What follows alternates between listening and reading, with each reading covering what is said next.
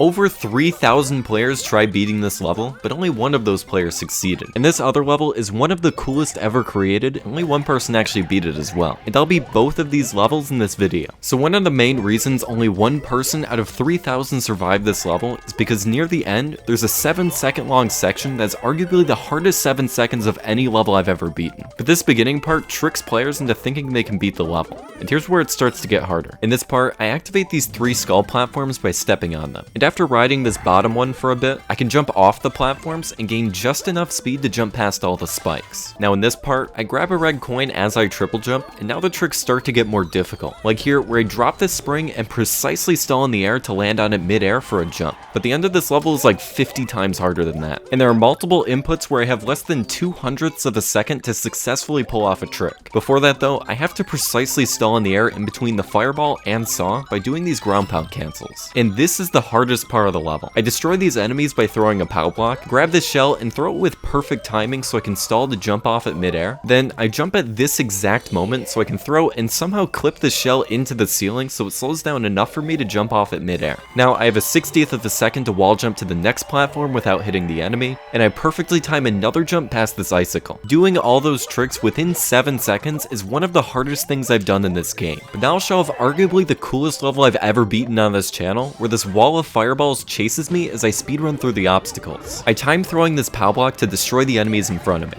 Now I wall jump up here, ground pound down and slide through these icicles, and weave through the fireballs as I do a triple jump. Now throughout the level, I have to find and collect 10 red coins for a key. So I take this bob-omb to get a red coin that's off screen, and I get another one with a shell. I can barely grab this POW midair to throw at the enemies, and after getting this red coin, there's a big spike ball I can jump off of to get over the spikes. Now this part makes me go back and forth, so I have to move as fast as possible as the wall of fireballs push me to the edge of the screen. And this next part is the reason this is one of the coolest levels in the game. Instead of a wall of fireballs, there's now a ceiling that forces me to go down as fast as possible. These jumps to dodge the fireballs flying upwards need to be timed perfectly. Throughout this section, I can't really see what's coming up next, so I had to memorize all of these precise inputs. The fireballs get closer and closer to me, but I can ground pound just in time to dodge them. And by being fast enough, I can collect the final red coin, activate the switch, and enter the key door just before the fireballs close in on me. And remember, whenever I achieve something like beating hard levels, I like to celebrate by putting something up on my wall that symbolizes my achievement. So since there were skull platforms in this level, I put my skull on my wall.